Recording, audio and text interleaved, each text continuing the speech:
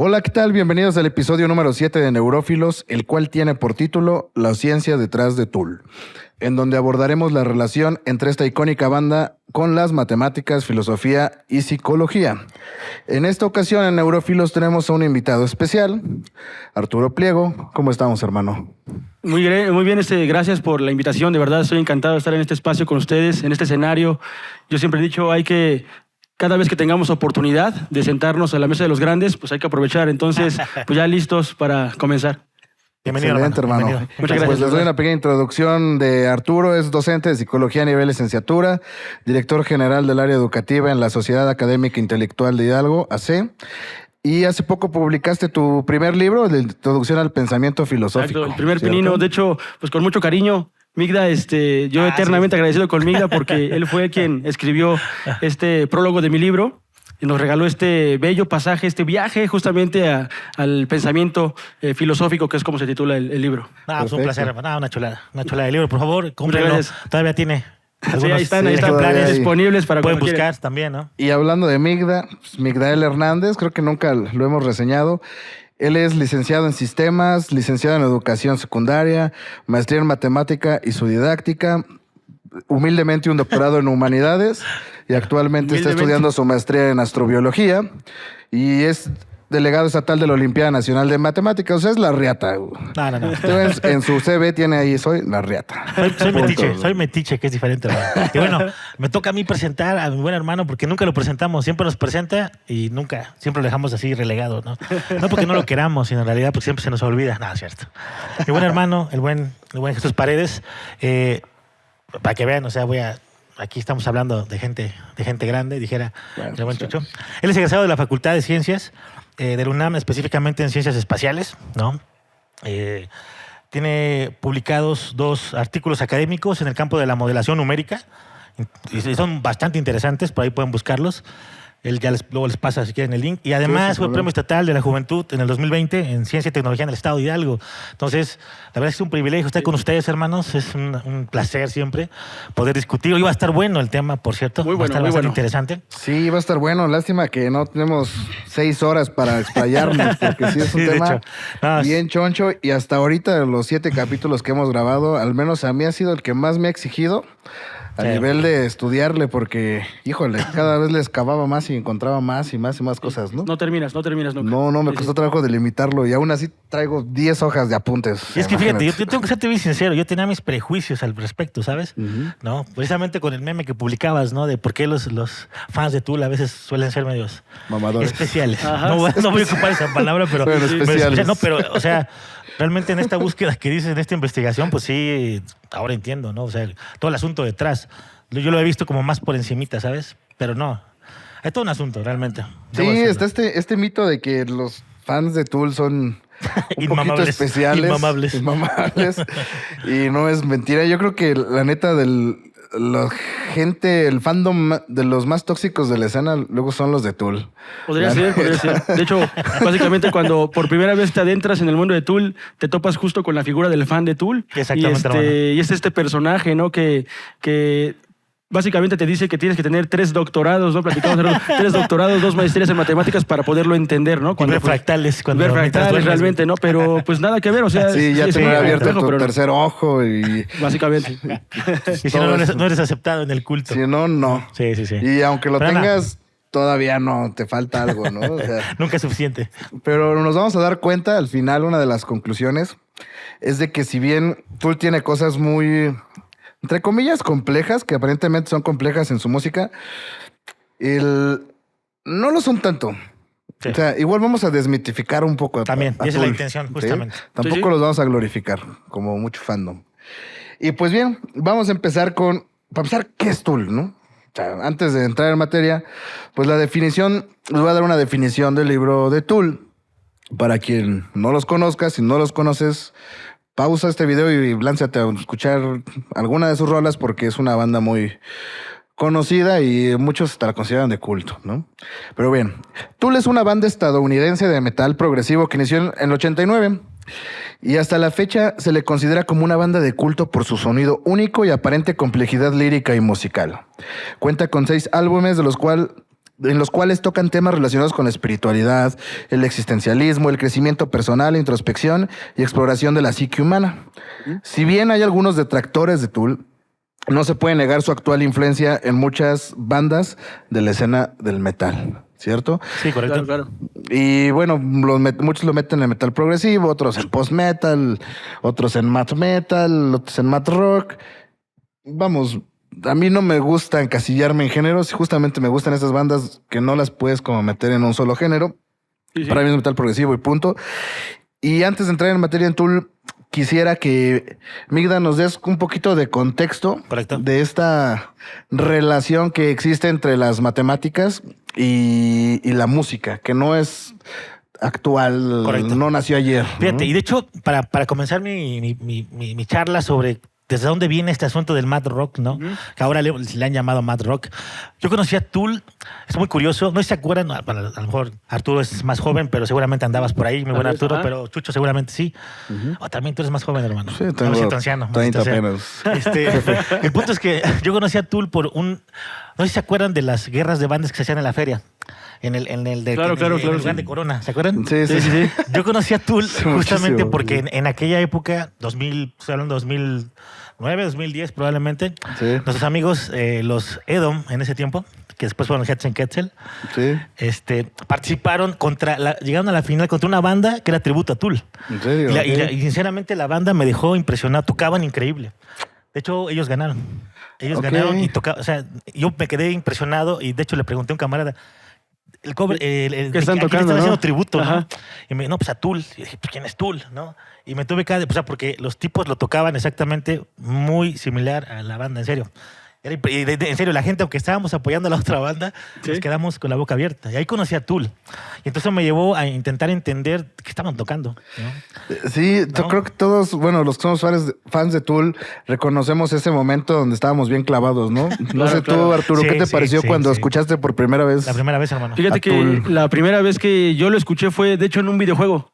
Lo recuerdo bien en el World Cool. Tour, en Guitar Hero. Ah, Recuerdo ok. el intro del bajo. Yo empezaba a tocar el bajo y me acuerdo el intro de bajo que sonaba en Skishim, un épico intro. Entonces Claro. me quedé clavadísimo con eso.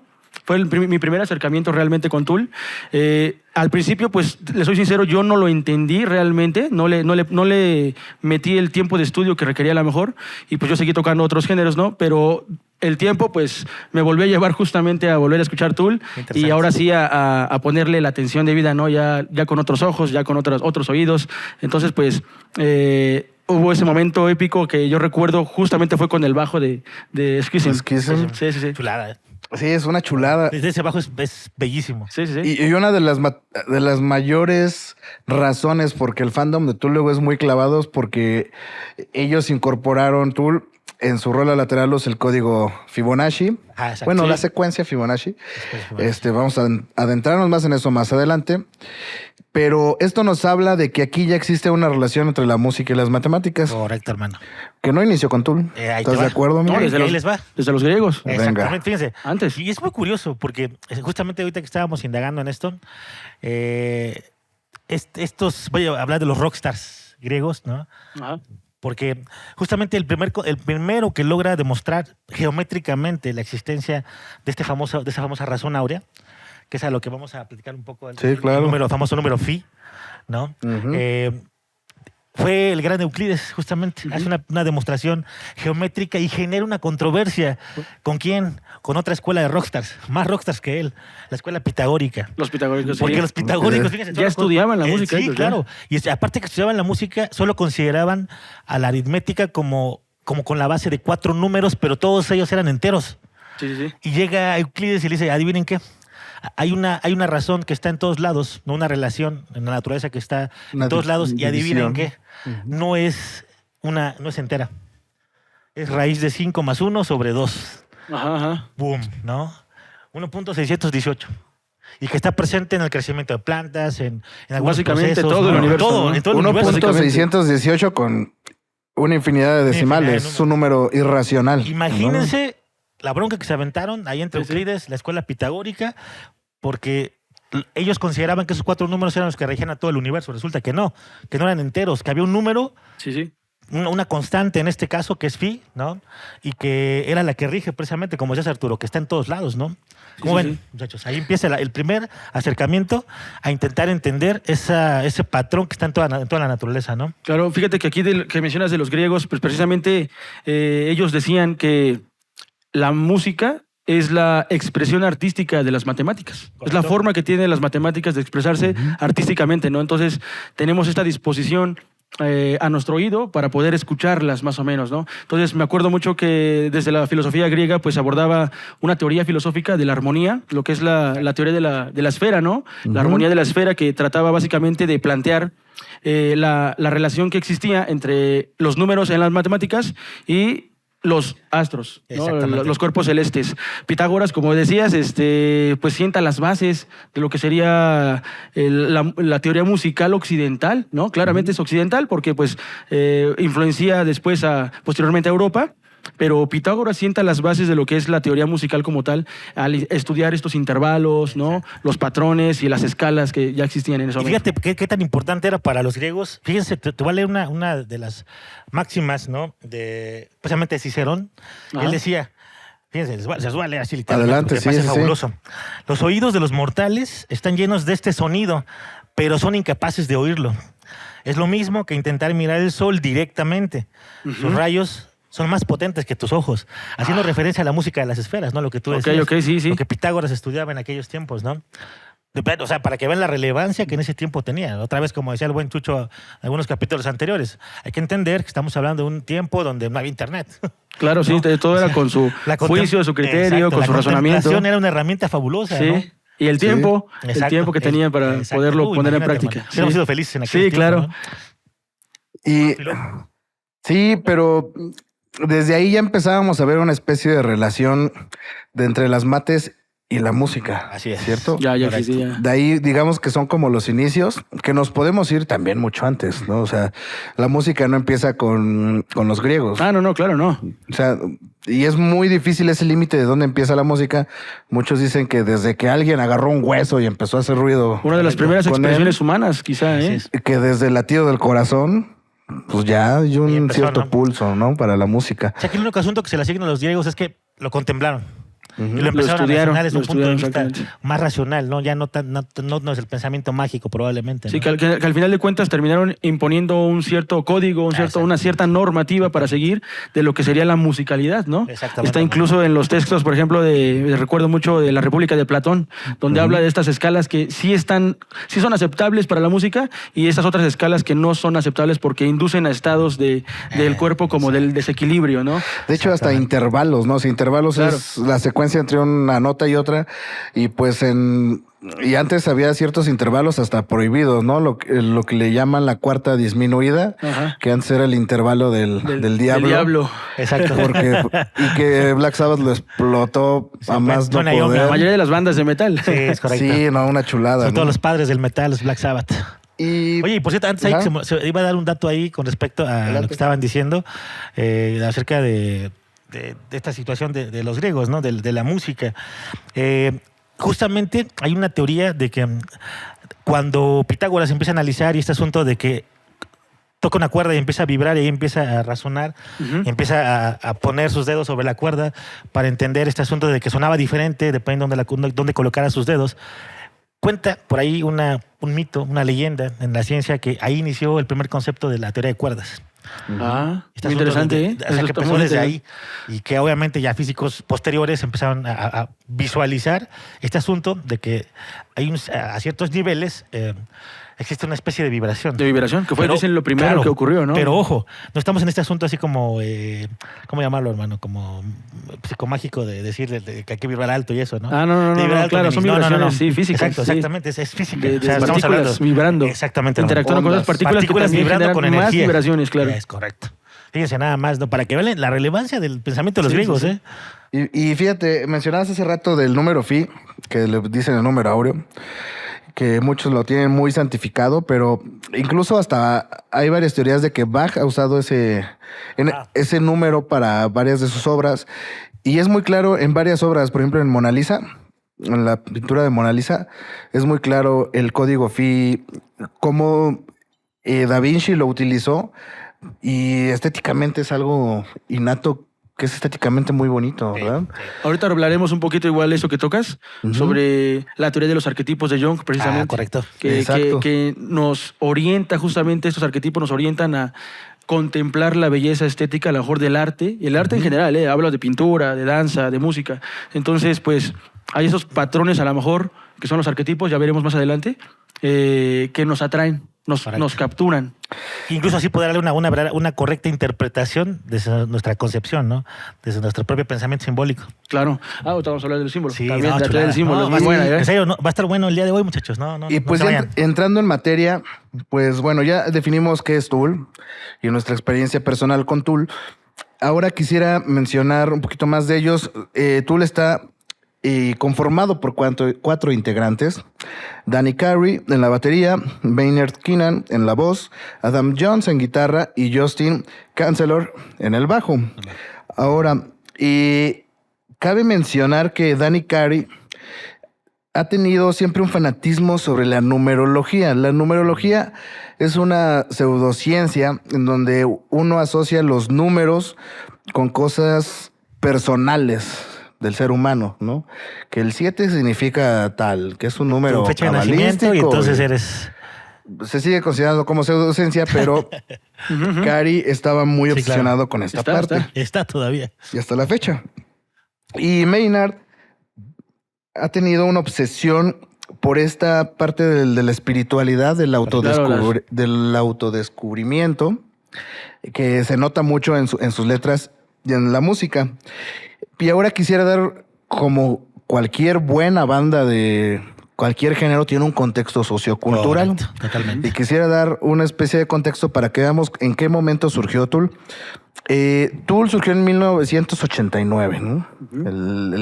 En el año donde fue la caída del muro de Berlín. Pero, bueno, 80s fue una época de mucha experimentación en la parte musical. Veníamos de tener bandas de rock progresivo brutales, King Crimson, Rush. Yes, Con el 2112 Emerson, también. Lake Claro, and discazo. Palmer, El Red de King Crimson. También Ese King álbum es Crimson. una Pink chulada. Floyd, que tenemos un capítulo igual totalmente de ellos. Sí, claro. Y también surgieron otros géneros como el death metal, el black metal. Vamos, fue una época muy rica para la música, Sí. la música disco. La experimentación sobre todo, hermano. Sí, fue una época realmente de experimentación muy, muy rica. Muchos críticos consideran que los 90s fue ya como una pausa a esta experimentación porque se empezaron a comercializar muchos géneros, en especial el grunge. Es correcto. ¿No? Es decir, Nirvana, Soundgarden, Alice in Chains, que a mí igual me encantan Sí, claro. rolas de ellos, pero muchos consideraron que se bajó un poco el nivel que traíamos en la experimentación de Bastante, la música, ¿no? bastante. Entonces, de estas casualidades del universo es de que Tom Morello, el guitarrista de Rage Against the Machine, Sí, claro. era amigo de Maynard. Y los dos se juntaban de morros en Los Ángeles a criticar a las bandas del Las universo. demás bandas, ¿no? Me imagino. Parecido a la escena de aquí. Ándale, Eso no un pasa aquí. eso no No, pasa no, aquí, no, ¿no? no, Un hermano, Pachuca. Estás equivocado, güey. No, pero, no. pero esto fue en el 80 y Hasta tantos, Alex, ¿no? hasta Alex se rió, sí. Claro, no, eso no pasa aquí. No, Y Pachuca no, no. pues pinches faroles, bueno, no sé, el argumento que tuvieran. Y Maynard y Tom se juntaban para criticar a las bandas de esa época. Ajá. Me los imagino así como los típicos trus de, no, pues ya no es lo que antes. Exactamente. Cosas por el estilo, ¿no? Antes sí se hacía música, ¿no? Antes sí se hacía Antes sí música. era música. Me estás rompiendo el Sí. corazón, carnal. Me estás rompiendo el corazón, Y güey. en una de esas pláticas, Tom Morello, yo creo que le dijo así de, a ver, güey, ya, tienes hasta la madre de ser tan pinche criticón. Arma tu banda, a ver si muy chingón. Y Maynard así de, va, ok, Cámara. juega. Y Maynard ya conocía, junto con Morello, a Tom Jones, el guitarrista, y al bajista, que era otro. No era el que mencioné, no era Justin Chancellor, era otro, pero eran amigos y pues dijeron, bueno, nos falta un baterista, ¿no? Y entonces Tom Morello le presentó a Maynard a Danny Carey. Claro, ¿no? Sí, nada sí. más, nada más. Así, los presentó y pues de ahí para el Real, ¿no? Primero hicieron la formación de lo que fue Green Jelly. que era una banda parodia, combinaban estilos a lo mejor un poco oscuros, ¿no? De un poco del rock alternativo, y de repente ya metieran unas ondas a lo mejor medio, de repente punks, algo Ándale, así. exactamente. Y era pero una onda parodia, y ahí estaba con de hecho por aquí anda luego el guitarrista de Green Jelly, aquí anda en Pachuca, tuve la oportunidad con Dante, por ahí saludos a Dante. Correcto, Él es el guitarrista de quién Green Jelly, dices. él tocó con Maynard y con... Rex. Ándale, No, el sí, Rex. es él, ¿no? El Rex, él Correcto, es es el correcto. guitarrista Órale, de qué Green Jelly. interesante. Sí, cierto, ¿eh? ¿Sí? Y fíjate, en el primer disco que sacó Tool está la rola de Sober. Ajá. Pero ahí hay algo curioso. Si tú googleas Sober, tienes que googlear de cierta manera, ¿no? Sober Maynard. ¿Por qué? Porque esa canción es de Maynard, Sí, claro. del vocal. Que la agarró, ya la tenía compuesta, ya la habían tocado él con su anterior banda y la rehicieron para el género de metal, pero Sober no era metal. Búsquenla con Maynard y era un blues como muy acelerado, tipo hasta country. Sí, ¿Qué sí, dices? sí. Wow, ¿qué es Otra onda, Sober, ¿no? no? Seguía ese camino que decías, experimentando. De hecho, pues mezcla todos estos sonidos y se ha caracterizado de eso Tool, de buscar extraer de ciertos elementos de otros géneros y mezclarlos de acuerdo que suenen armoniosamente. Entonces, pues justamente ahí estaba jugando con estas gamas, estos matices entre el jazz, entre el blues, ¿no? Estas ondas que de repente se logran ver en la esencia de la música de Tool. Sí, y entonces, fíjate, ya contamos el contexto. Ahora, ¿qué es lo que resulta, si ya como las chicas superpoderosas, ¿no? ¿Qué es lo que resulta cuando combinas un güey obsesionado con la numerología numerólogo. y otro güey obsesionado con la espiritualidad? Un Tool. Pues Sí, de hecho. obtienes Tool, ¿no? Que es el resultado Sí. de la combinación entre polirritmias y letras espirituales. Sí, correcto. Claro. Que Tool, cuando te pones a analizar su música, tiene muchas influencias hasta de música india. Sí. Correcto. ¿Sí? Porque en India está desde hace mucho tiempo, esta parte de la polirritmia, La polirritmia. de ritmos muy cambiantes, y ellos los adoptan Correcto. perfectamente, ¿no? Entonces es como cuando empezamos ya a ver que Tool ya empieza a agarrar sentido y a quitarle un poquito de este misticismo, ¿no? Exacto. Que tuvieron varios discos increíbles. Enema, y Enema. aparte el Lateralus igual. Bueno, para mí todos están chingones, Todos están buenos. pero han tenido su evolución. Y antes de entrarnos en este disco clavado de Lateralus, de Tool, que se Lateralus. puede hablar mucho de él, Arturo nos va a hablar un poquito de Carl Jung y su relación con Tool. Justamente. Y para esto explícanos un poquito quién fue Carl Jung y qué Bueno, onda. pues para empezar, para ponerlos en contexto, Carl Gustav Jung pues es un psicoanalista contemporáneo de Freud. Él nace en 1875 en Suiza, él es suizo. Nace justamente en un periodo en el que la psicología estaba buscando consolidarse, concretarse como una ciencia, ¿no? Que esto lo conseguiría la psicología en 1879, ahí cuando se fundó el primer laboratorio experimental a cargo de Wilhelm Wundt en Alemania. Sin embargo, pues lo menciono esto porque cuando nace Carl Gustav Jung todavía había una distinción entre la psicología y el psicoanálisis que siempre se ha mantenido, ¿eh? Entonces, el psicoanálisis siempre estaba peleando, ¿no? Con cuidar estos detalles de que no se tendiera a ver al psicoanálisis como un arte adivinatorio casi. Como una pseudociencia, ¿no?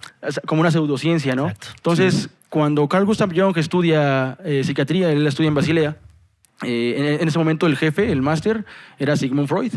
Entonces, pues él era muy cuidadoso porque pertenecía al Círculo de Viena y Exactamente. era muy Hablando hermético. de gente especial. Hablando de gente especial. ya Que de ahí hablamos. salió gente bien especial. Muy del especial del Círculo de Viena. Carl Gustav Jung, entonces, pues empieza a adentrarse un poco más con el maestro, con el gran sensei. Tienen bueno, sí se relacionan bastante, tienen un gran vínculo. Por ahí platicamos hace rato de los casos que compartieron Carl Gustav Jung con Sigmund Platícalo, Freud. la arte está muy chingón ese caso. Bueno, Adelante, es que pues, dale. No te Carl preocupes. Gustav Jung pues le pasaba como sus casos, era su supervisor, digamos así, Sigmund Freud. Uno de los casos más famosos que atendió Carl Gustav Jung pues es el de Sabina Spielrein. Ah, claro. Sabina Spielrein, que se volvió icónico hasta el punto que tiene una película, ¿eh? Sí, correcto. Que la protagoniza esta actriz que Elizabeth, la que sale de Elizabeth Swann sale en Piratas del Caribe. Correcto. No, No veo bueno, su nombre, pero... aquí sale de Sabina Spielrein, ¿no? Ok. Bueno, se llama la película un método peligroso, para que la puedan buscar ahí. Está muy buena la película. Pero el punto es que... Una cosa bien turbia entre ellos. Sí, es una cosa muy turbia de repente, porque hay Sí, por eso Arturo la pensó en si platicarla o no. sin platicarlo, ¿no? Pero ya me lo pidieron. Carl Gustav Jung, pues, le mandaba, ¿no?, los reportes a Freud por medio de cartas y le relata el caso, ¿no? Sabina Spielrein, pues, cada vez que se sometía, ¿no?, que presenciaba un evento violento o agresivo, ella se excitaba sexualmente y tenía la compulsión de masturbarse en ese momento, ¿no? O Correcto. sea, su reacción ante la violencia era la excitación una sexual. excitación sexual. Ok. Entonces, esto inicia desde los 4 años, ¿no? Una sexualidad precoz ahí. Y entonces, pues el caso se vuelve muy importante para un psicólogo, psiquiatra. en su momento, Claro, ¿no? poder lograr desenmarañar toda esta situación, pues era como la piedra angular de su carrera, Pero ¿no? que Jung no lo tomó de la manera más profesional. Ahí entran otros roces que Carl Gustav Jung pues viola el juramento deontológico, ¿no? Los terapeutas y pues se vincula sexualmente y afectivamente Se con relaciona. Sabina Spielrein, se relaciona, ¿no?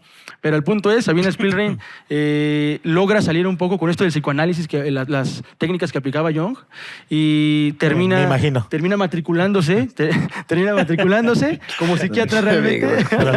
Termina matriculándose como psiquiatra. Y curiosamente ella, en su tesis para matricularse, es la primera Sí. que acuña el término esquizofrenia, ¿no? Es la primera vez que se escucha, ¿no? Carl Gustav Jung manda esta tesis a Sigmund Freud la ve y le interesa y dice, no, pues que se venga a trabajar conmigo. Y por ahí hay una serie de controversias igual porque está en debate, ¿no?, si Sigmund Freud plagió Tesis, ¿no? esta tesis de Sí, Sabina Spielrein, que quedó en el olvido, pero ya después Sabina Spielrein, fundadora también de una clínica de atención infantil, psiquiátrica infantil, y pues lo hace todo esto en Moscú, en un periodo en el que estaba Stalin. Entonces ya se imaginarán. Incluso hay una leyenda, cuenta la leyenda, como dice Migda, cuenta la leyenda, que el mismísimo Stalin lleva a su hijo ahí, pero con otro nombre. Sí. Lleva a su hijo ahí a esta clínica de psiquiatría, ¿no? A esta clínica de terapia infantil. Pero lo saca de ahí y manda a cerrar la clínica acusando a Sabina Spielrein de perversión, de lo que hacían ahí era una perversión, ¿no? Y bueno, obviamente Stalin pues tiene un gran problema con los intelectuales en su momento y pues hay una persecución. Sabina Spielrein tiene que irse a Rostov, que es en Alemania, y pues ya posteriormente ya saben en pegadito a qué Rusia. concluye todo, ¿no? Llegan los nazis y Sabina Spielrein es fusilada junto con sus 2 hijas. Así es como termina trágicamente la historia de esta psicoanalista, esta psiquiatra. Uy, qué interesante. Y bueno, esto fue una derivación de la parte de la historia de Carl Jung, pero Carl Jung tiene muy establecido, tuvo muy establecido este término de arquetipos, Claro. ¿cierto? Que aquí hay que abordar un poco del Anima, el álbum de Tool. Para empezar, así, porque hay una vinculación entre los arquetipos y Tool, pero para empezar, ¿qué es un arquetipo? Bueno, para entender qué es un arquetipo, bueno, Carl Gustav Jung propone una estructura psíquica en la que hay 3 elementos, ¿no? Que está conformado por la conciencia del yo, digamos. La conciencia del yo es esta parte con la que normalmente nos Dirigimos. identificamos, ¿no? Es la parte de la vigilia, digamos. Exacto. Luego se encuentra lo que es el inconsciente personal y al final pues está el inconsciente colectivo. El inconsciente personal se caracteriza porque está repleto de contenidos en donde estos contenidos pues son deseos, pulsiones, instintos bajos, ¿no? Todos estos pensamientos indecorosos, todo esto que no aceptamos de nosotros mismos está ahí contenido en el inconsciente personal, que muchas veces, y de hecho en las redes me he dado cuenta que se usan indistintamente como que el inconsciente personal con el inconsciente colectivo. Entonces hay que aprender como bien a diferenciarlo porque no son lo mismo. Entonces, del inconsciente personal, decía Carl Gustav Jung, sí puede haber un acceso de los contenidos que puedan romper esta frontera con la conciencia, se vuelven presentes. ¿Y cómo se presentan? Pues por medio de nuestras conductas, por medio de nuestras expresiones. Y ahí podemos verlos. Es la única manera de poder ver lo que es el inconsciente personal, ¿no? Cuando llega este deseo y de repente se manifiesta, pero me atrapo en esa acción, me atrapo conscientemente y ahora lo integro a mi personalidad. Pero el inconsciente colectivo, que es la parte más baja de toda la estructura psíquica, pues es, para Carl Gustav Jung, es muy difícil de repente en la literatura de Jung diferenciar entre la noción de Dios, la unidad y lo que es el inconsciente colectivo. Él decía que esta estructura está caracterizada por lo que son los arquetipos. Los arquetipos son estos patrones universales, estos patrones de comportamientos, de conductas, patrones hasta visuales. Como modelos primigenios, por así decirlo. Modelos primigenios psíquicos que nos orientan y dirigen nuestras conductas sin que nosotros nos demos cuenta. No podemos acceder al inconsciente colectivo de manera consciente, eso es imposible, decía Carl Gustav Jung, pero estos patrones, estos arquetipos se van presentando por medio de sincronicidades, que él decía, ¿no? Que ahí publica un librazo Carl Gustav Jung también para leer la sincronicidad como principio de la conexión acausal. Lo publica junto con Wolfgang Pauli. Un premio Nobel, ¿no? Padre de la mecánica cuántica. Okay. Entonces ahí fusionan Carl Gustav Jung y Pauli conceptos muy interesantes de cuántica con lo que él proponía. ¿No es ahí donde viene, hermano, esta parte de la evolución de los cromosomas? Ahorita vamos a hablar del ánima, del 46 and 2. De hecho, viene en una de las canciones, ¿no? Qué interesante, de hecho, toda esa parte. Sí. De hecho, bueno, tú igual mencionabas del inconsciente colectivo y personal. Tengo entendido que Tool se enfoca más como en este inconsciente colectivo que llamaba Jung, ¿no? De ciertos arquetipos que ya los traemos como en el inconsciente cada uno. Exactamente. Si te vas a debrayar un poquito más, tal vez hasta como en el código genético, si tú lo quieres Sí, decía ver. que eran innatos. Sí, estaban Para aterrizarlo, pues hay que dar ejemplos de arquetipos, ¿no? O sea, fíjate, la madre es un arquetipo, por ejemplo. Él decía que estos arquetipos se presentan en todas las culturas, ¿no? Me recuerda mucho lo de los fractales que mencionaban el capítulo de los fractales, ¿no? Sí. Se presentan en diferentes culturas y son comportamientos innatos que tiene la madre que solamente se activan cuando está en la presencia de su hijo. Correcto. Cuidar, proteger. Y sin importar, ¿no? Si vives en Asia, no importa la cultura. En África. Entonces, esto Carl Gustav Jung lo observa y dice, hay ciertos modelos primigenios, ciertas estructuras psíquicas que nos orientan y que la única forma que tienen para comunicarse con la parte consciente de nosotros es mediante el lenguaje del inconsciente. El lenguaje del inconsciente, pues, es el lenguaje del símbolo. Exacto. Que decía hace rato Miguel, el lenguaje del símbolo. Tiene otro libro ahí también, El hombre y sus símbolos. Carl Gustav Jung, El hombre y sus símbolos, lo publica y justamente habla de todas estas nociones que no podemos renunciar para poder entender lo que es la mente humana, ¿no? No podemos renunciar al simbolismo y cómo tiene implicaciones en el arte, ¿no? En el arte en general. En todas las esferas de la vida, ¿no? Y en la cultura. Bueno, otro arquetipo, ¿cuál sería? Por ejemplo, el del héroe, ¿no? Igual el héroe, está el héroe, el villano, el mago. Por ejemplo, el sabio, ¿no? El sabio es esta persona que a lo largo de todas las culturas, si tú te pones a preguntarle a los niños cómo visualizan un sabio, y lo he hecho de trabajo en mis clases, con los pequeños y también hasta en las clases de licenciatura. ¿Cómo ves al sabio? ¿Cómo visualizas al sabio? Sí, claro. Tan solo desde la parte visual, como ¿no? Usted, profe. La parte simbólica. Un Gandalf. Entonces empieza... Barbado un y Gandalf, con un olor peculiar. Con una barba muy larga, pero blanca, ¿no? Con una barba muy larga, blanca, sí, claro. ¿no? A lo mejor ya, obviamente, lo imaginan anciano. Se tiende mucho a asociar la senectud con la sabiduría. Para allá vamos todos, ¿no? Estoy en mis 18, hermano. No sé qué estás diciendo, pero está bien. Así todos nos vamos a ir encontrando, ¿no? En cualquier arquetipo. Por ejemplo, a lo mejor en el sabio tendían a pues pertenecer a ámbitos académicos, a la enseñanza, al perpetuo aprendizaje, ¿no? De hecho, este famoso símbolo del ermitaño, ¿no? Es el arquetipo, es un arquetipo, ¿no? Sí, y hay muchos más. Está el amante, el amigo. Son modelos que son innatos. Por ejemplo, dentro de la amistad, no se le tiene que enseñar casi a un niño a ser amigo. No se le enseña esas cosas. El niño como que se va relacionando con nosotros desde que es muy pequeño, en el maternal, en el kinder, en la primaria, se va relacionando y él sabe como que estos valores inviolables, como este código que no está escrito en ningún lado, no está escrito, claro, pero que el niño lo sigue, la lealtad, ¿no? Para el amor, el compañerismo. Ahí mencionaste una palabra clave que es código. Fíjate, yo me resolví muchos problemas, muchas cuestiones que yo tenía en mi vida de los seres humanos cuando veía las cosas desde el punto de vista genético. Exactamente. Que es un código. Sí, es un código. ¿Entiendes? Sí. Y muchas cosas del código genético predeterminan nuestros comportamientos en muchas cosas, ¿no? Definitivamente. O sea, la vez pasada hablábamos de los fractales, de por qué al ser humano le es tan hermoso estéticamente ver un fractal, ¿no? Y bueno, digo, yo me fui con una parte de una teoría genética, pero regreso a lo mismo. O sea, yo creo que este código que mencionas al final termina en el código genético. ¿Entiendes? Sí, sí, sí. Es una parte que en su momento evolutivamente fue una ventaja para lo que somos ahora, ¿no? Sí, es que eso tiene un asunto ahí científico, ¿no? Todo este cúmulo de cosas se van, parece que como si fueran acumulándose en una base de datos, Sí, ¿sabes? sí, sí. Heredando. No, heredando, Y se van exactamente. transmitiendo, exactamente. Muy bien, fíjate qué Que nos interesante. ponen en una ventaja, porque el arquetipo, su objetivo es, porque ¿para qué está el arquetipo, no? El objetivo es de que emerja mediante estos símbolos, estas sincronicidades, que ahorita hablaremos un poquito más cuando deconstruyamos un poco de la ánima. Estas sincronicidades se presentan, estas señales, ¿no? Estos patrones a través de la simbología, Claro. y puedan ayudarnos a trascender ciertas cosas a nivel espiritual. Ese es el objetivo de los arquetipos, ¿no? Mostrarnos el camino. Y creo que me parece el momento perfecto ya que explicamos qué son los arquetipos, que fue un término que acuñó Carl Jung. Sí, sí. ¿Qué relación tiene esto con Tool?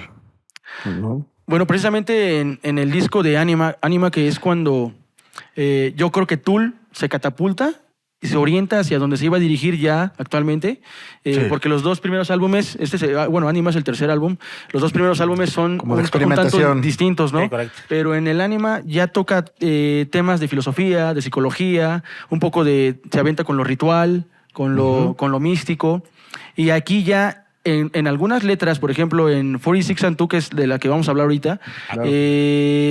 habla mucho del arquetipo de la sombra, que es uno de los íconos de la Chulada. teoría junguiana. Entonces, bueno, 46 and 2, desde el título, 46 y 2, ya hace una clara referencia, ¿no?, al número de cromosomas humano. Así es. 46 cromosomas y 2. ¿Pero por qué dice y 2? A lo largo de la canción, pues nos indica más o menos cómo es el siguiente paso en la evolución humana.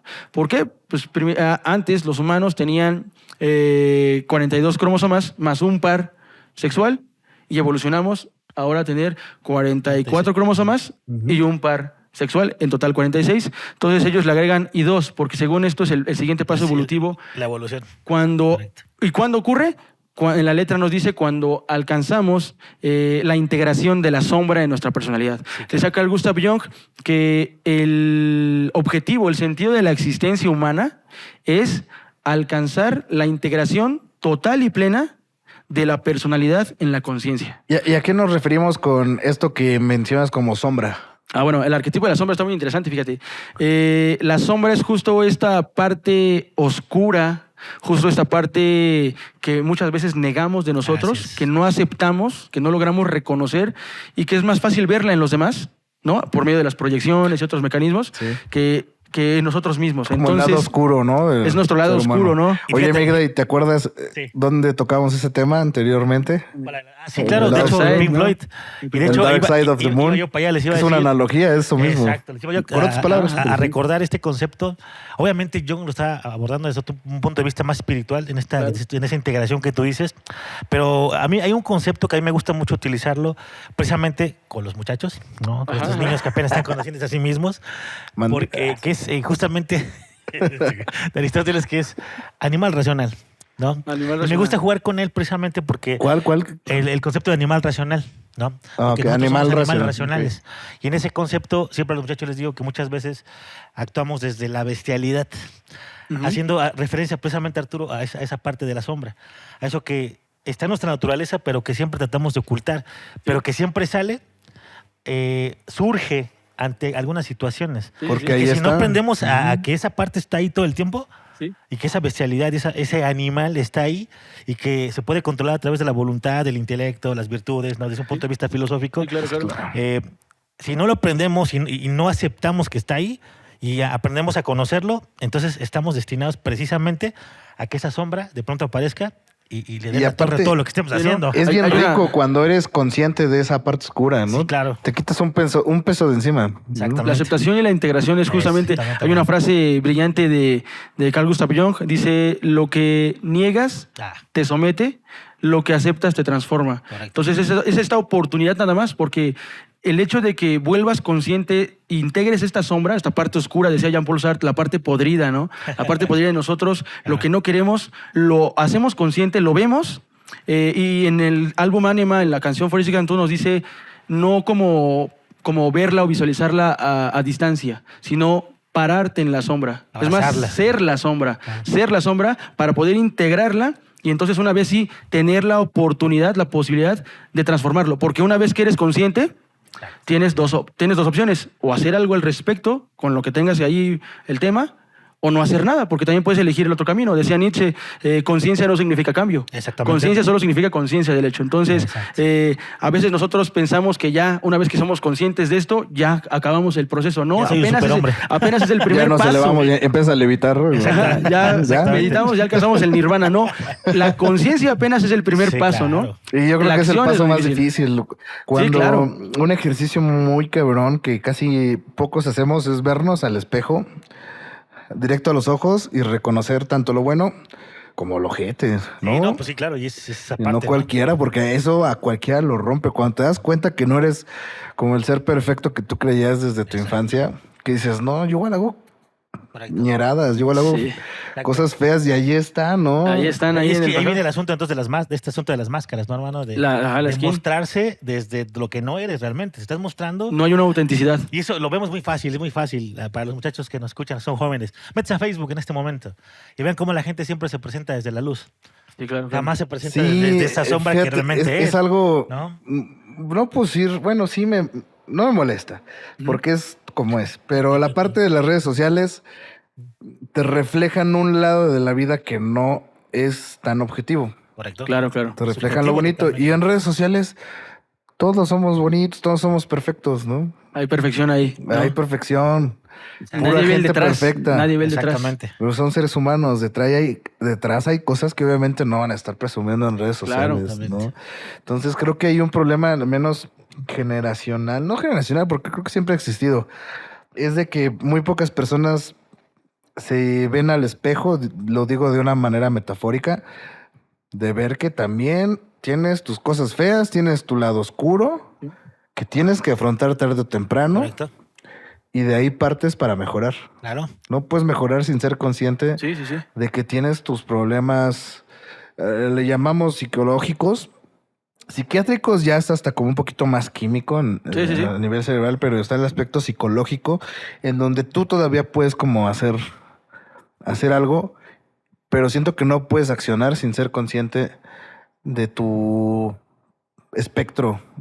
Y es muy complejo, decía, es muy difícil. Sí, claro. Realmente porque justamente la psique no está preparada, entonces lo que hace es generar muchos mecanismos de defensa para que no logres ver esa sombra. Y esos mecanismos de defensa La proyección, por salen ejemplo. un buen en es terapia, supervivencia. ¿no? ¿Estás de acuerdo? Es Es un supervivencia. instinto de supervivencia. O sea, Y en no te voy a terapia dejar. salen muchos esos Ah. mecanismos de no, yo no soy ese, güey. Yo soy. ¿Quién es güey. ese? No. Pues me estás diciendo que No te reconoces. hiciste esto y lo otro. No, Exacto. pero yo no No, soy yo ese. no. correcto. El primo de un amigo. Sí, Alguien. pero otro. tú me estás diciendo que lo hiciste. Pero yo no soy así. A ver, otra cosa es como tú te concibas Sí, y otra claro, cosa es claro. lo que tus hechos dicen quién eres. Sí, ¿no? sí, sí. Entonces, pues Entre muy- más se tarda en entenderlo, en aceptarlo, pues más postergan. difícil va a ser el camino. ¿eh? Postergan y más acumula esta energía que decía este animal. Así es. Este animal se vuelve más feroz. La bestialidad, ¿no? Ya empiezan a sacar los colmillos porque no es cuestión de eliminarlo de ti. Es integrarlo a ti, utilizar esta Exacto. energía hacia las cosas que quieres realizar, tus objetivos, tus metas. Saber que está ahí, ¿no? Saber Sí. que está ahí y abrazarlo y saber que Compartir con puede él, sí. salir, pero incluso saber cómo controlarlo en algún punto, ¿no? Entonces, bueno, decíamos, en 46 and Two, pues la sombra, Exacto. esta parte oscura, Tool trata de invitarnos a aceptar esta parte difícil de aceptar y reconocer, pero que es el único camino que tenemos para podernos liberar, para poder trascender espiritualmente hablando. Entonces, desde el ánima ya podemos ver la orientación de Tool más hacia lo espiritual, hacia lo ritual, ¿no?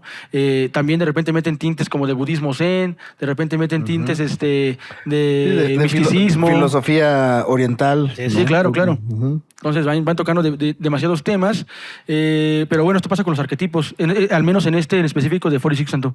Sí, y aquí estamos hablando de 1996, con el tercer álbum de Tool. Llega el cuarto, que para mí es mi favorito hasta la fecha, que ya hubo una especie de madurez en este pensamiento que espiritual y de numerología. ¿Por qué? Porque Lateralus fue, si no mal recuerdo, en 2001, o sea, cercano como Sí, a esa 2001, fecha. Sí, Correcto, sí. 2001. Y, Sí, también.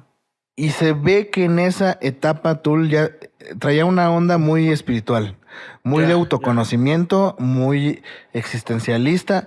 Yo me atrevo a decirlo sin fomentar su uso, que hasta hubo sustancias psicodélicas No, ¿cómo crees? en su momento. ¿Quién? No creo, No sé.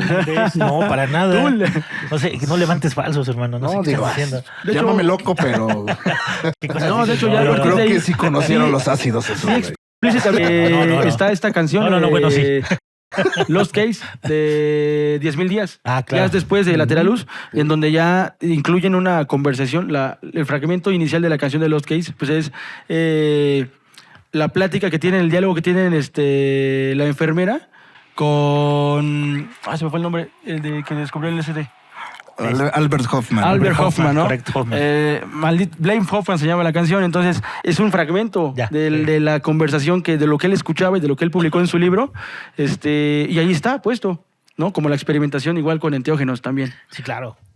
Ahí está, lo mismo lo decíamos con Pink Floyd. No nos podemos hacer No. de los ojos sordos. No, pues no. Bien decía Bill Hicks, que Es lo por que te iba a segunda decir. vez se los recomiendo.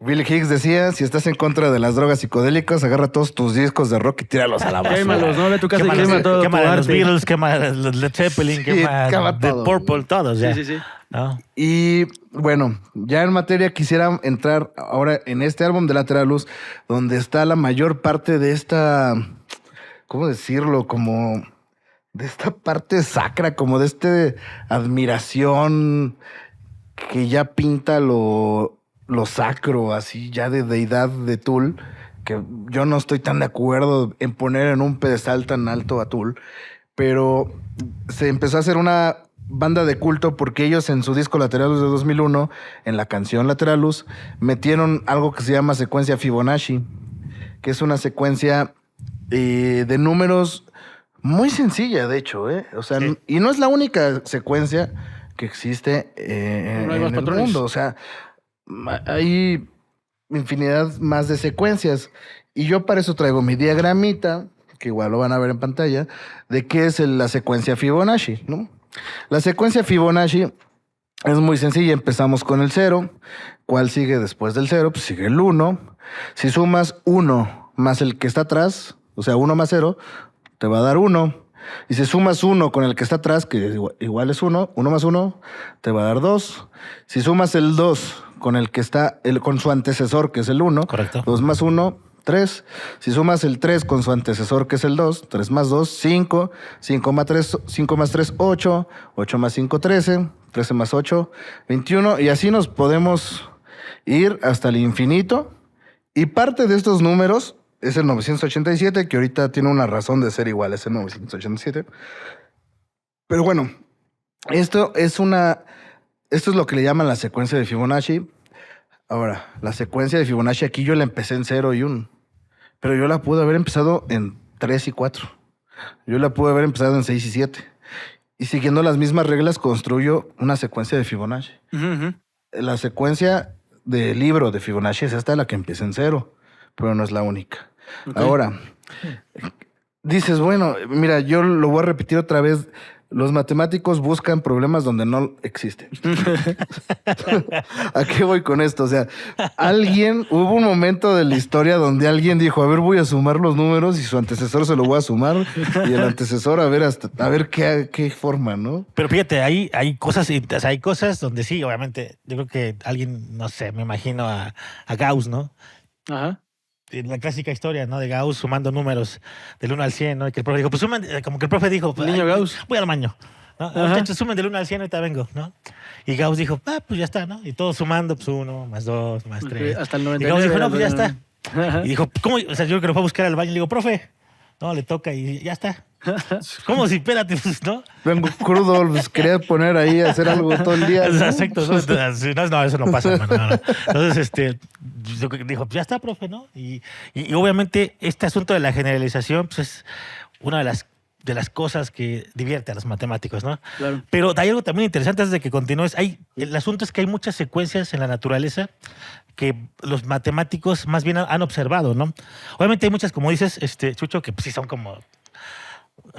Pero la palabra son como chaquetas mentales de los matemáticos, la neta. Pero hay cosas que sí están en la naturaleza. Por ejemplo, ahí hay un ejemplo de las cigarras, de un determinado tipo de cigarras, Ujú. que solo nacen, fíjate, en años que son en años que siguen una secuencia de números primos. Okay. Eso está bien Está muy interesante. interesante, Y esto lo descubrió un científico que empezó a observar esto y se dio cuenta. Y neta, o sea, hay videos de que solo nacen, empiezan a surgir de entre la Tierra y así, solo Siguiendo en ese números patrón. que son números primos. Es que eso es lo bonito de las mates. Nosotros Pues claro. nos empiezan a dar miedo las mates cuando ya empezamos a ver. Mira, Cuando representan la realidad o una realidad, hermano. empezamos a observable. tenerle miedo cuando se empieza a ser muy repetitivo la docencia en las matemáticas. Ya. Es un problema en México la parte Sí, educativa. sí, claro. Claro. Porque en lugar de llamarte la atención las mates, les enseñas un pinche asco porque te aprenden a que todo te lo tienes que memorizar y que son difíciles y solo para genios. Correcto. Sí. Exacto. No.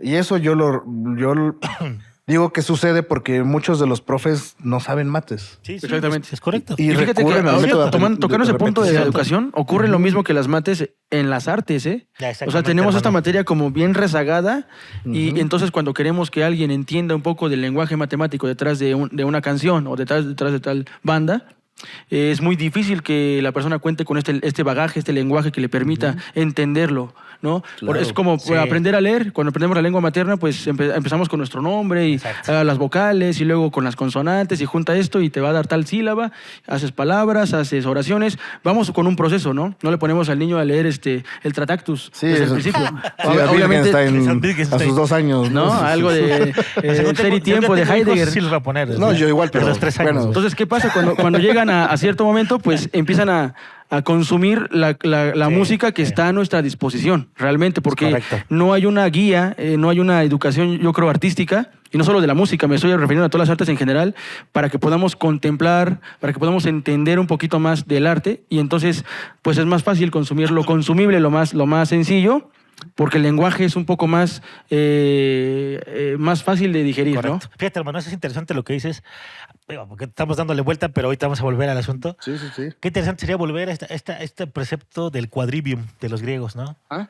Que, o sea, para poder considerarte cuatro materias. filósofo, ¿Sí? ¿no? O un pensador, tenías que estudiar aritmética, geometría, astronomía y arte, Y arte. ¿no? O sea, es el famoso quadrivium. Sin eso, no podías ser aceptado en el... También era elitista un poco, pero digo, lo que imagínate que los niños ahora se forjaran en ese sentido, Claro. ¿no?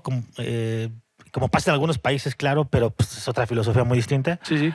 Porque los muchachos en esas edades, cuando entran en la primaria, ya tengan esta formación filosófica. ¿Te imaginas? O sea, que ya sepan a lo que van, a disfrutar, a intentar Tienes otro entender el terreno mundo. diferente para Exacto, y que nutrirlo de pasen- otras cosas. Exactamente, hermano. Digo, pues es un sueño, pero al menos nosotros desde donde estamos intentamos todos los Claro, días se hacerlo, intenta, ¿no? se intenta. Definitivamente. Sí. Y eso sí, nos estoy lleva a de eso, acuerdo. ¿no? O sea, cómo se puede percibir entonces la matemática como algo que está presente en la naturaleza y que lo logras contemplar y Sí, observar. como un juego. Exacto.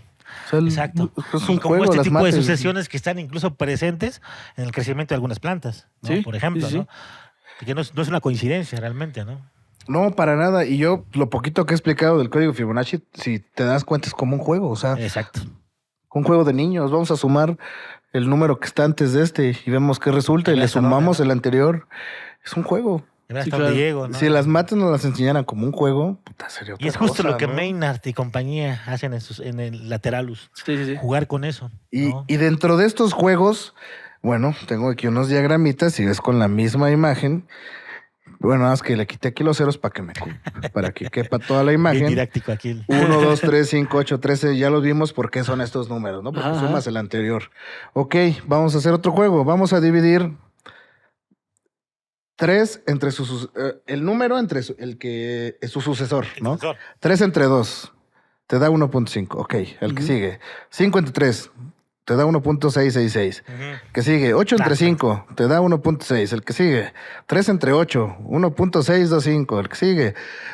Vas haciendo este juego y te vas dando cuenta que Siempre al se hacer este aproxima. juego Mm, se aproxima a un límite, a un número. Así es. Adivinen qué número es, muchachos. El que mencionábamos hace rato, Ya lo habías mencionado. Fi. 1.61803, Así es.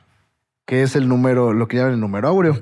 Así es. Y ahí sale este número otra vez, así como Otra tú que vez estás aquí. Esta no es tu familia. Aparece en claro. todas partes. Sí, Y claro. sí, resulta que sí es su familia cuando haces estos juegos, ¿no? Y, eso Y es aquí estamos interesante. haciendo matemáticas, o sea, Sí. Sí, sí. de una manera muy sencilla. O sea, así de fácil son las matemáticas. Sí, por sí. más complejas que Sí, sean. claro. Sí, claro. Entonces, Veamos, o sea, al hacer este juego de dividir un número con el antecesor, te va dando este número. Otra vez tú, número áureo. ¿Qué haces Pues alguien se aquí, preguntaba, no? ¿para qué nos sirve? Pues ahí está el arte, decías bien, Arturo, El hace arte rato. está en la proporción. ¿Por qué si estamos contemplando a una obra de arte, por qué nos parece bella? Pues precisamente por eso. Es ¿sí? que aquí Porque hay algo... está la razón áurea, está Tiene colocado una de tal modo proporción que nos perfecta. Hay causa algo, esa belleza. hay ¿no? algo muy importante que resaltar. O sea, el phi, el número áureo. Ah, sí, claro. Que se supone que las personas más guapas tienen la proporción áurea. Bueno, hay muchos ahí cosas que no están probadas, pero este número áureo no es el único, es un número de un chingo, ¿entiendes? Está Sí. pi, Sí, sí. Ujú. que es También. 3.1416, bla, bla, bla. Infinito. Está el número E, que es 2.7, y que Ándale, hasta son más el interesantes que neperiano. este.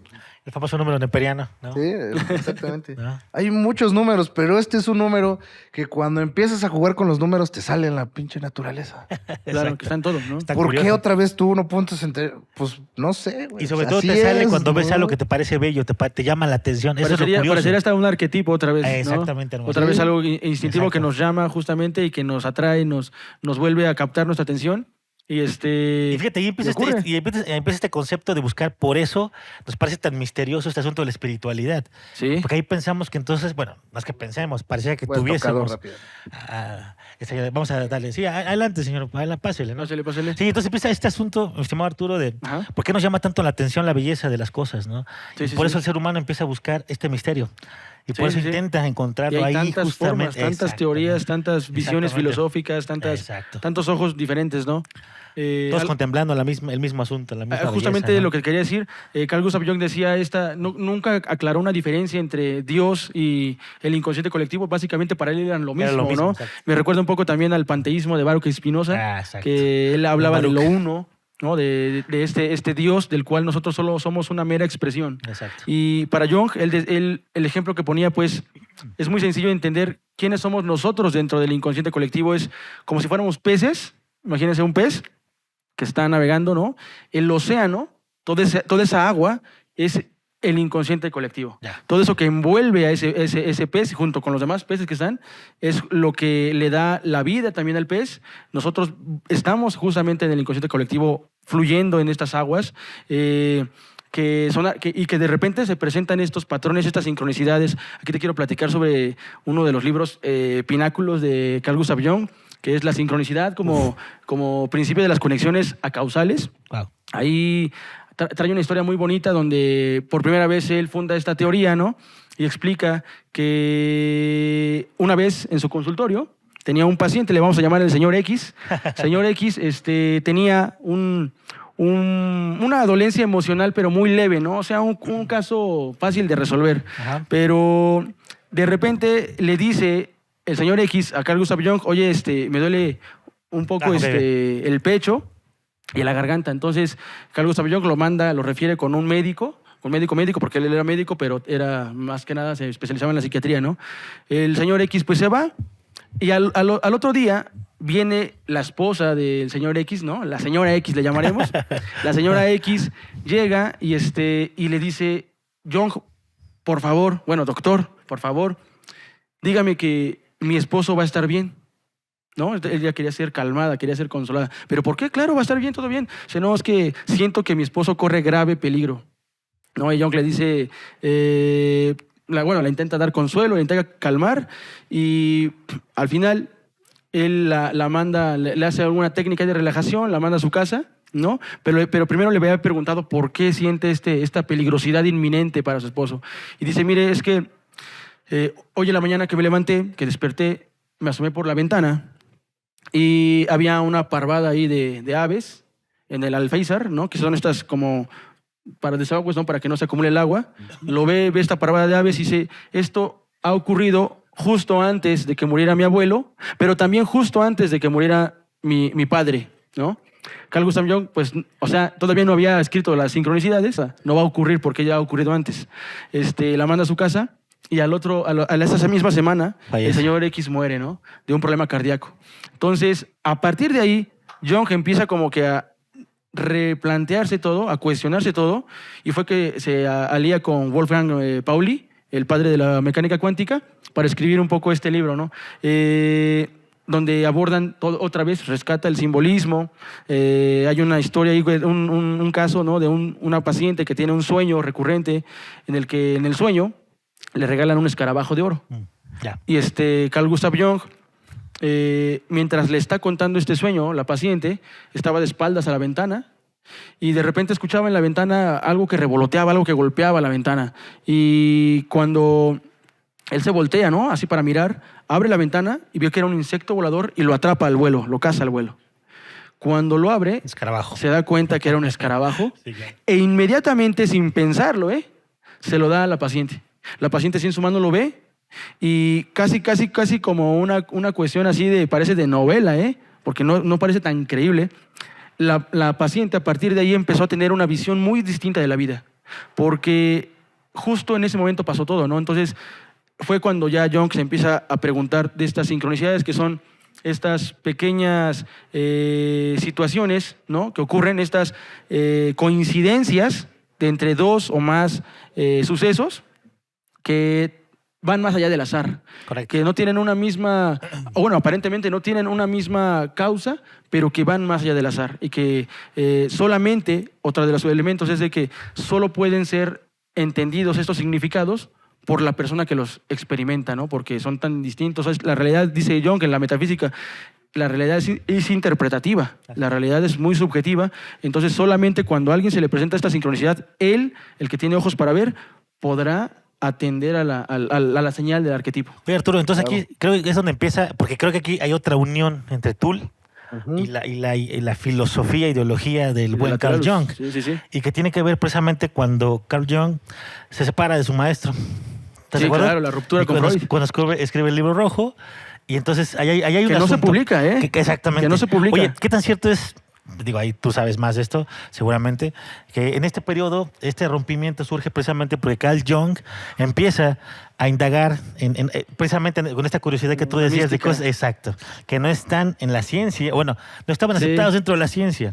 Pues volvemos ahí al punto. Sí, ¿no? Freud era muy quisquilloso de con quiénes se rodeaba, con quiénes Sí, se claro. codeaba, pues pertenecía al Círculo de Viena, nada más Sí, y nada sí. menos. Entonces era muy Pues cuidadoso, especialito. precisamente Deberíamos porque hablar del Círculo de un día Viena. vamos a hablar del Sí, Círculo de Viena, sí, ¿vale? la neta, sí, para que entiendan por qué nos ¿Por qué es lo importante el decimos, Círculo de claro. Viena mencionarlo aquí? Pues Freud tenía esta personalidad y cuidaba mucho esto, ¿no?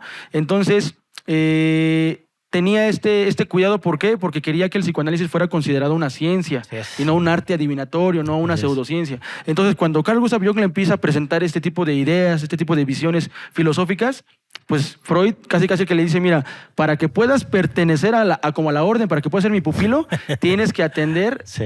Obviamente, la visión materialista que tenía Freud de la vida, ¿no? Es correcto. Que para Carl Gustav Jung, pues él se va por la metafísica, más No, y que empieza a nada. meterse en asuntos ya de asuntos inmateriales. Ya habla de ¿No? Yo creo que psicoquinesia, Freud sería fan exactamente. de Tool telequinesia. actualmente. No, Sí, y es que yo ahí- lo escucharía sí. todos los días. Es que, exacto, y es que ahí está el punto justamente de unión de Pero esto. ahí se rompe. Ahí se rompe con Ese Freud, pensamiento, esa y ruptura. obviamente Tull es justo lo que retoma esta Y fíjate, etapa, ¿no? ese libro, el libro rojo, que platicamos hace ratito del libro rojo, es uno de los más icónicos de Carl Gustav Jung.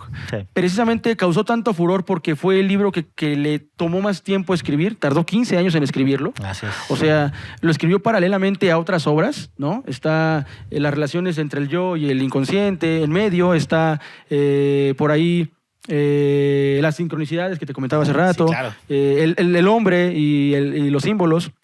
El hombre y sus símbolos, perdón. El hombre y sus símbolos, también hablaremos de ese libro, igual otro librazo. Pero el libro rojo se tarda en escribir 15 años y no lo publica.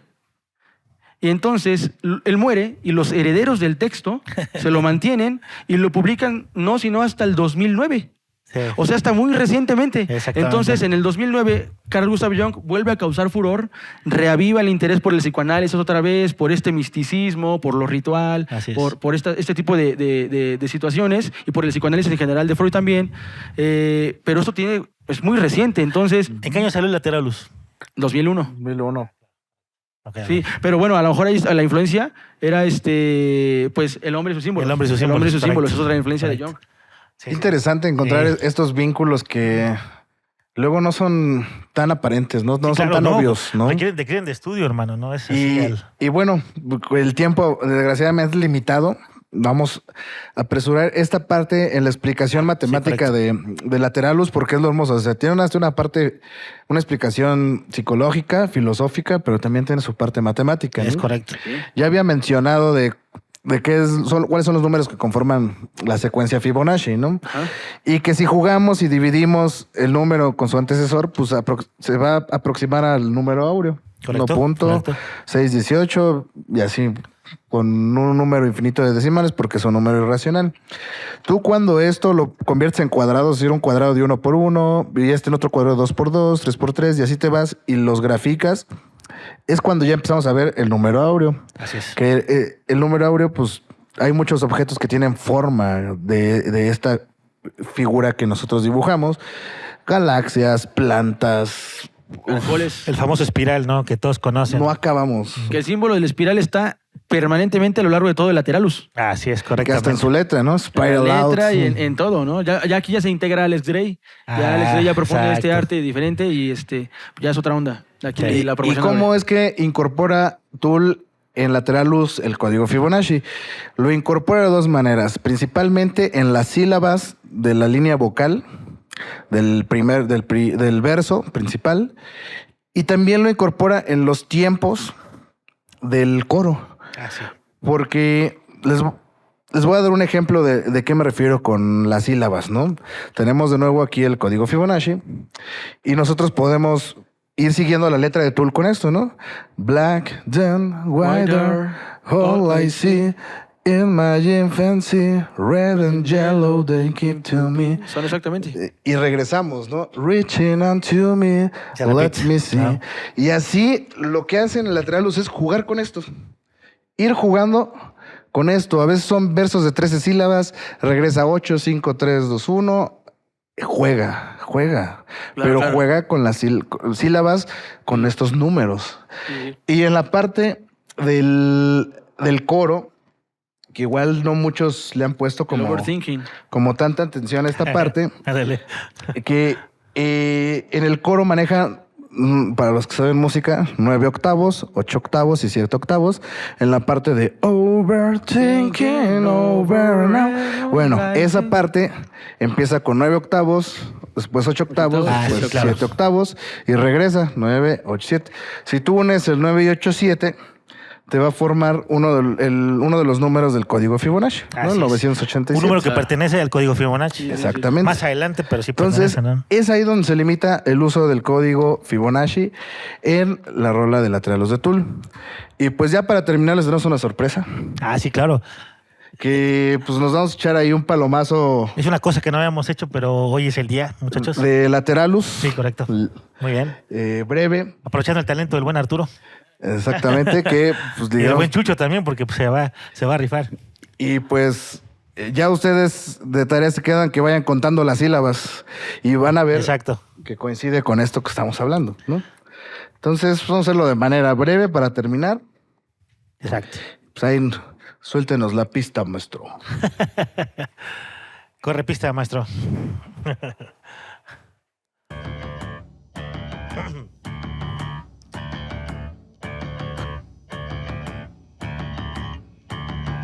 In my infancy, red and yellow, them came to me, reaching up to me, lets me see.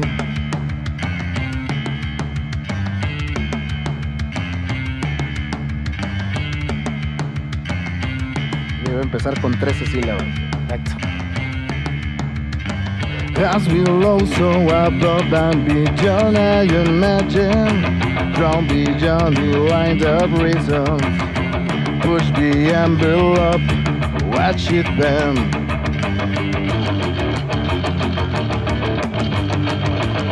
Y ahí empieza el coro con esta parte.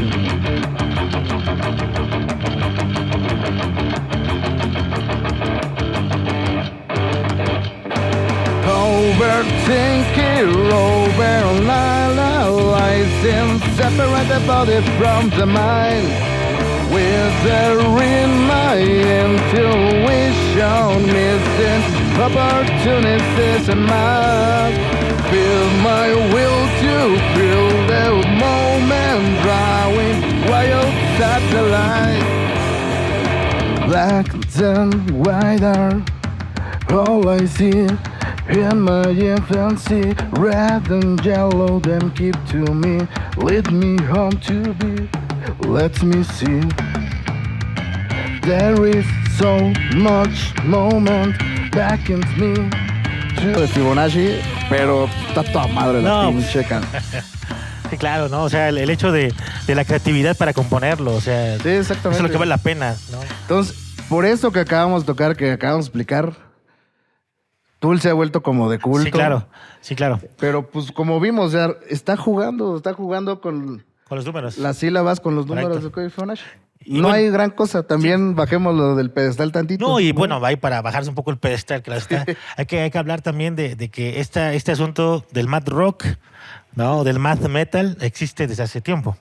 O sea, Tool no fueron los pioneros, pero hicieron una obra maestra. Eso sí, debemos decirlo. Sí, ¿no? claro, claro. El Lateralus es una obra maestra. Lateralus es una pieza sinceramente, ¿no? Sí, no, sin demeritar. Eso es lo que Tool, el legado que Tool seguramente Tengo entendido va a que dejar. ninguna otra banda ha hecho Sí, correcto. este juego con las sílabas, con al menos la secuencia que No, quieras. no, Pues sí, se realmente aventaron es- una obra. Y a ver, No, compone sí, eso, cabrón. A ver, Sí, compone correcto. algo así está muy difícil, la verdad. eso. Y la letra, ¿no? La letra igual habla un Ah, poco claro. de la espiritualidad. Sí, Otra claro. vez retoma Sí, esta parte de totalmente. trascendencia, ¿no? La parte del inicio negro y blanco. Es lo único que veo en mi infancia. ¿no? Exacto, Habla un exacto. poco de como cuando vamos naciendo por primera vez, nada más distinguimos entre negro y blanco, no hay matices, no hay colores, así es. no hay ni siquiera una gama de No hay Es lo que me espectro de nada, enseñaron. ¿no? y es lo luego, que y luego traigo. llega la parte de. Luego todo se vuelve amarillo y rojo, vienen a mí y me dejan ver, ¿no? La parte de la iluminación, la parte de iluminación, ahora exacto. puedo ver diferente. Sí. Habla muchas cosas filosóficas Sí. muy interesantes, Lateralus. Sí, se mete mucho en la parte de espiritualidad, de ir más allá, de pensar fuera de la caja. out Sí, of the claro, box. claro. Y pues no sé, sigue siendo para mí una pinche joya. No, y lateral. digo, los que tuvieron el privilegio de verlos en el Tajín, ¿no? Sí, la Cumbre Tajín. En la Cumbre cabrón. Tajín. 2014, ¿no? Sí, claro, hay varios camaradas que fueron, ¿no? Tristemente no pude ir, pero No, ni Digas, siquiera. qué chulada. ya ni me digas ya. Pero bueno, pues para concluir, Arturo, Hermano, tus conclusiones sobre el capítulo. Bueno, ¿Qué pues quieres decir? primero agradecer igual otra vez la invitación, de verdad es un encanto estar con ustedes, charlar de estas cosas, a mí me apasiona. Gracias a las personas que vinieron. George, por prestar el espacio, sabes Ok, que te quiero, hermano. carnalito. A todas las personas que nos están viendo Buen en Alex. vivo, que ojalá que se haya sido muy grato para ustedes y que hayan aprendido algo de lo poquito que podemos compartir, ¿no? Porque jactarse de entender a Tool es también una osadía, la verdad. Jactarse de Sí, entender la a Tool. neta, Yo no la podría neta. hacer algo así. Pero igual ya vimos que no es tan difícil entender. Claro, a claro, Tool. claro. sí, una aproximación, a Una intentar aproximación entenderlo, claro. a cualquier Sí, cosa, claro. a cualquier fenómeno. ¿eh? Es correcto, hermano. Y bueno, uno de los versos finales con los que me gustaría cerrar, ¿no? Justamente el último verso de Lateralus, cuando entra antes del solo, dice una frase que me encanta, dice, oscilar, ¿sí? Oscilar en la espiral de mi divinidad sin dejar de ser humano. Carajo. Entonces, una frase de Maynard Sí, que sí, claro. épica, ¿no? Nos muestra un poco de el interés que tiene para trascender esta parte espiritual, esta parte de integración de la sombra, ¿no? El objetivo que quería Carl Gustav Jung, Así es, justamente decíamos, la integración total de la personalidad en la conciencia. Así, Así es. La aceptación, ¿no? Tus conclusiones. No, pues simplemente agradecerles a todos los que nos ven. Creo que fue un tema bastante interesante y como bien decías al principio, podríamos extendernos, pero yo creo que ya estuvo, ya fue suficiente, ¿no?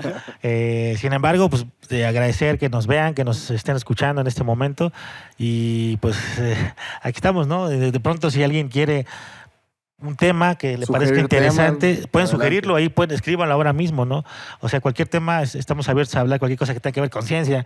Sí, ¿no? por supuesto. Entonces, solo agradecerles. Realmente fue un tema, hoy me divertí Así bastante. es. Y yo Hermano, gracias concluyo por estar. igual Gracias, agradeciéndole tanto a Arturo Migda como a los que nos ven tanto en vivo como en persona.